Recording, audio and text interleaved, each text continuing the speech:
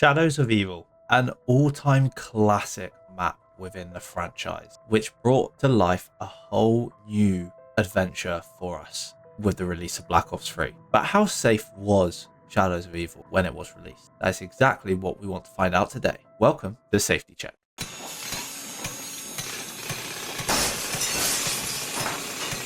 So we are at the lovely Shadows of Evil. This is such an iconic map and I cannot wait to see how safe this thing is. I generally don't know which way it could go. Is it going to be safe? Is it not? I generally don't know yet. But to start things off, as always, we are going to talk about the low tier risks on the map. And the first one, as with most maps, is the tripping hazards. As the city is abandoned, you can see that things have been left around all over the floor for us to fall over, like random boxes, fruits, buckets, and various other things like pallets that have been broken apart, and just random bits and bobs like this steel frame here. Plenty of stuff to trip over. And as we know, when we've got tripping hazards on the map, it is not safe. And for that reason, tripping hazards is going to get a 75 out of 100.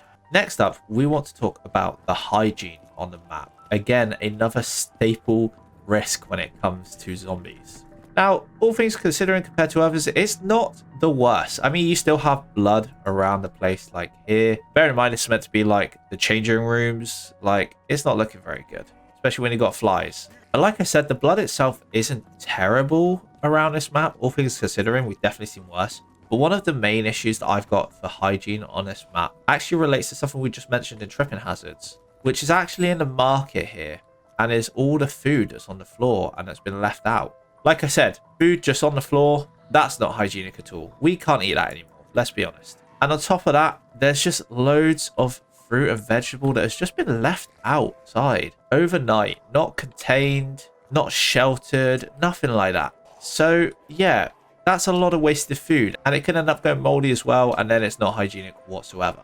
So hygiene is going to get a 70 out of 100. The next low tier risk we want to talk about is shrapnel. And of course, a classic as always, there is glass on the floor in certain aspects of the map. Like here, for example, glass all over the floor, right through the middle of the room as well where we've walked through. And let's be honest, we don't want to be walking through glass. That's not exactly a great look for us, is it? As we spot more just on the floor out here. So yeah, shrapnel is definitely going to be an issue, and it is going to get a 75 out of 100. Now, the next one I want to talk about, considering a lot of this map is outside, is the weather. It is a miserable day in the city, and it is tipping it down with rain. And as we just did see as well there is thunder and lightning as well. So weather is definitely bad. And if we're spending a lot of time out in the rain, we're going to get drenched and eventually cold and ill. And, you know, it just goes downhill from there. So this is actually going to get a bit of a lower rating, and it is going to get an overall rating of 50 out of 100. And we do have one more low tier risk to mention, and it is going to be low tier burn. Now, you might be thinking what really defines the difference between high tier and low tier burns. Isn't fire just fire and it burns you nonetheless? Well, I like to differentiate these compared to the size of the fires. For example, these little candles here are definitely low tier burns. They're not huge, but you could definitely hurt yourself on them still. And, you know, the place could still catch fire if they knocked over, but that's a different thing.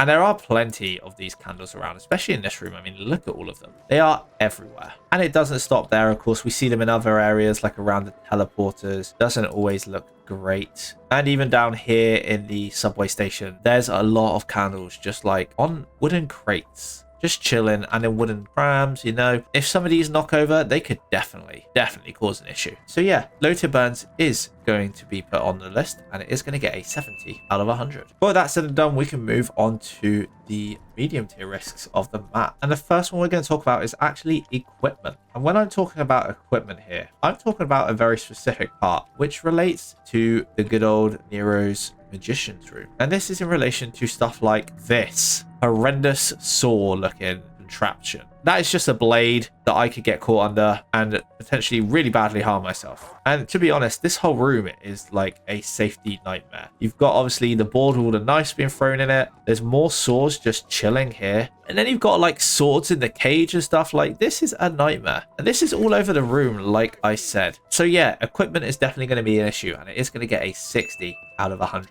Moving on from that, we are going to talk about next one, which is falling. And as you can see, there's lots of big spots you can fall off on this map, like that staircase that's just completely broken. And there are other spots as well, like over here. You could fall off the side here, or you could fall off here as well and potentially hurt yourself quite badly. But the main one, of course, that we have to talk about when it comes to falling is down here. And I think we all know what we're talking about here. And it's in the pack punch room where, you know, there's a chance to fall down here. Does that look like it's safe to you? Not really. And considering the only way to get to pack punch is to run across a wall like I'm playing Prince of Persia or something, that isn't good. I mean, if I misstep or if a zombie hits me on the way, I'm gone. I am a goner. So falling is going to get a very low rating, and it's actually going to get a 20 out of 100. Moving on from that horrendous risk, though, we are going to move on to another medium tier risk, which is vehicles. Now, there are actually a lot of cars around the map, especially in this area. I mean, the whole road is just completely covered in cars that are mostly intact. Some are a bit crushed, but they could definitely be a bit of an issue. I mean, how likely is it that one of these is going to catch a stray bullet and then explode? I'm going to say quite likely. Plus, you know, all this traffic blocking up the roads, Morg City's going to have a transportation issue soon. So yeah, vehicles is going to be on the list, and it's going to get a 40 out of 100. Our next medium tier risk is actually going to be machinery, and it relates to things like this massive crane that is just in the middle of the city. There's no safety covering it around anywhere, which is always good because that means that it could just turn and hit someone while they're walking by, which of course would be a big issue. And this isn't the only one either, because if we come down to the docks, we've got multiple cranes down here, like this one here, which is just holding wood, and as you can see, it's actually just like swaying in the wind, which is always good. And you've got another one of them here as well, which is also swaying in the wind. And as you can see in the distance as well, there's also more cranes about on the map. So yeah, there's definitely a lot of machinery around this place that could be an issue if not maintained correctly. And for that reason, it is going to get a 60 out of 100. Now we have one final medium tier risk, and this one isn't terrible, but I do have to mention it because there are a couple areas that it pops up on the map, and that is the building stability. Now, as you can see by most of the buildings, it's not actually that bad, but when you come into some of these buildings, you can see some light issues, you could say, in the roofs and the wall where it's broken down. Of course, this wall's broken, and then there is no floor for the second floor of the building, which doesn't look great. All I'm saying is it might not be long till the rest of it collapses in on itself. So yeah, whilst not a massive issue overall on the map, it still can be an issue in some little places. And just if you need some more examples, of course, we spoke about the stairs that are missing there. That could always be an issue. And of course, like we said in the back punch room down here, they're missing the staircases on the side, which is a major building stability issue. So yeah, building stability is going to be put down on the list, and it's going to get a 50 out of 100. With that said and done, we can move on to our high tier risks. And today there's actually only one high tier risk, and that is drowning. Now, as I've just teleported into this area, you can see there's a lot of water down here, which, you know, isn't terrible, but it could still be an issue. You know, you could still drown technically. But of course, the main body of water, shall we say, is down by the docks in the waterfront district. Now, there is a lot of water here, obviously, because it's obviously the sea, and there's not much really stopping us from it apart from like some flimsy ropes, and that's about all that's keeping us from going in the water. So I'd say drowning is definitely a big issue on this map, and it is going to get a 10 out of 100. But like I said, there's only one high tier risk today, and with that in mind, we can move on to the miscellaneous risks of the map. And the first one I want to talk about is our best method of transportation on this map, and it is the tram. Now, from what we can see on the trams, it is in pretty good condition. It doesn't look like there's anything wrong with it per se, but all I'm saying is I don't know when these things were last serviced, and obviously with there being no one around at the moment, I don't know how well they're being maintained. So what I'm trying to get at is how long is it till these things actually start breaking down and become an issue? Because these kind of things need day in, day out maintenance. Otherwise, there can be major issues. But like I said, at the moment, it's not too bad. It looks like there's no necessarily obvious risk to it. So it is only going to get a 60 out of 100. Now, the next one I want to talk about is the portals. Now, we've seen portals a couple times already pop up in these safety checks, and all I can say is I don't trust them, to say the least, because you are wanting me to just walk through this willy-nilly and expect everything to be okay. Sure, it works out for us while we're going through these currently, But all I'm saying is they were closed when we got here. What is stopping them from closing in on us again and potentially trapping us in the void? I still do not trust these portals, and they are going to get a 50 out of 100 for that reason. So there are a couple more miscellaneous tier risks I want to talk about. And the first one, of course, is the beast mode. Now, I don't trust a flame that can just turn me into a massive beast that can spew electricity, hit zombies into oblivion, jump really high, and just attach to stuff. It doesn't look very safe. What if I try to grapple onto something, right, as the timer runs out, and I just end up turning into a human midair and then get thrown about, and then obviously probably land on my face and splat into a million pieces? That would not be a good look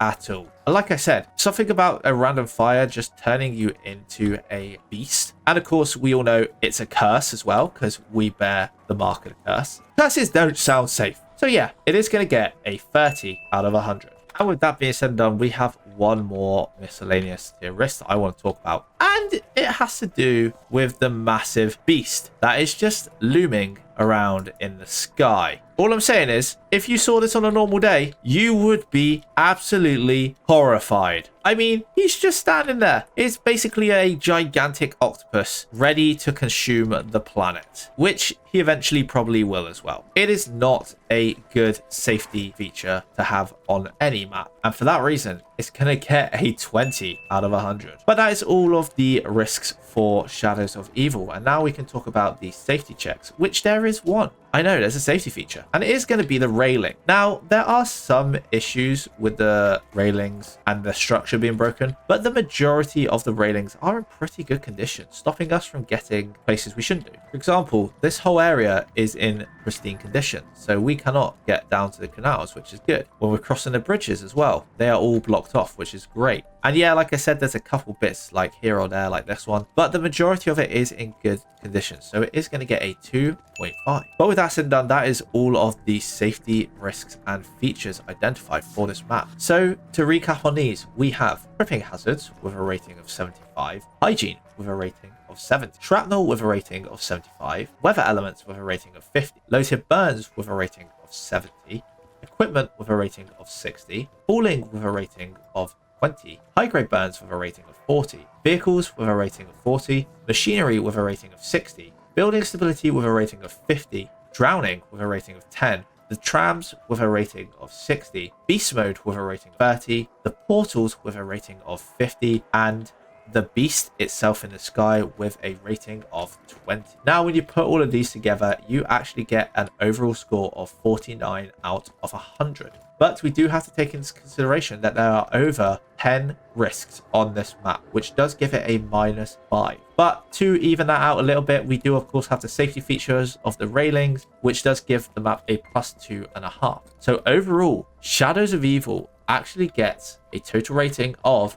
46.5 out of 100. Not a bad score at all, to be honest. When I first started doing this safety check, I thought it was going to be really dangerous. But in reality, it's not that bad compared to some. And when we look at things, Shadows of Evil is actually not in a bad spot, as it actually sits in between the tomb and the giant. Now, I know the tomb did also get a 46.5 out of 100, but I think Shadows of Evil is likely safer in my opinion, so it's going to go above the tomb. But overall, not a bad start for Black Ops 3 with both maps being at risk. Of course, that's not great, but it's not terrible. But that is the end of today's safety check. Now, next up, we are traveling to Der Eisendrache to see how safe the snowy castle actually is. I have a feeling it's not going to be as safe as Shadows of Evil, but there's only one way to find out. Now, before we go, I do want to say a massive thank you to the members of the channel. The extra support is always greatly appreciated, and if you do want to become a member, then why not join today? Apart from that, if you have enjoyed, make sure to leave a like and subscribe for more content coming soon.